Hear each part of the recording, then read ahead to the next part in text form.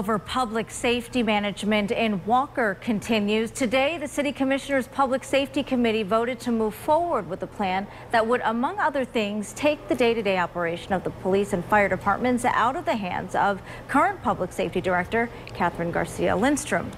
24 News 8's Joe LaFurgey is at Walker City Hall right now with the story. Joe?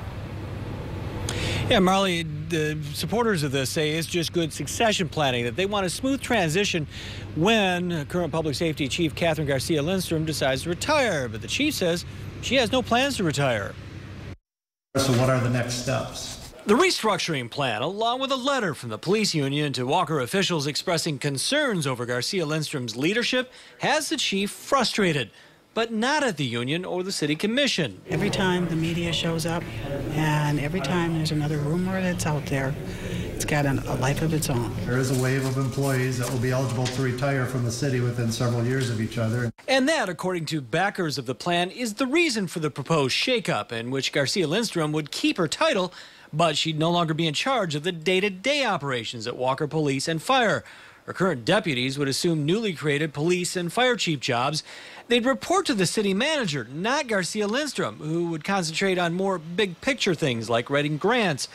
But in a letter to commissioners, Garcia Lindstrom says she has no plans to retire and that she doesn't support the reorganization. The head of the Public Safety Committee says the changes aren't about Garcia Lindstrom's performance, that she's doing a fantastic job. At the same time, we need to move forward, and there may be some resistance there. But I think at the end of the day, we'll be in a better place. And we hope she's part of that. DeShane also claims the plan's not going to raise anyone's taxes, but is the plan an efficient use of current taxpayer dollars? DeShane says the roles and responsibilities within the police and fire departments wouldn't change. It's all who is actually in charge of executing those. So at this point in time, we haven't had any discussions about pay raises or how it affects our budget, which I think will be very minimal. Now, just in the last few minutes, we obtained, through the Freedom of Information Act, some emails between different Walker City commissioners, some of them dating back all the way to June, where they're discussing this whole plan.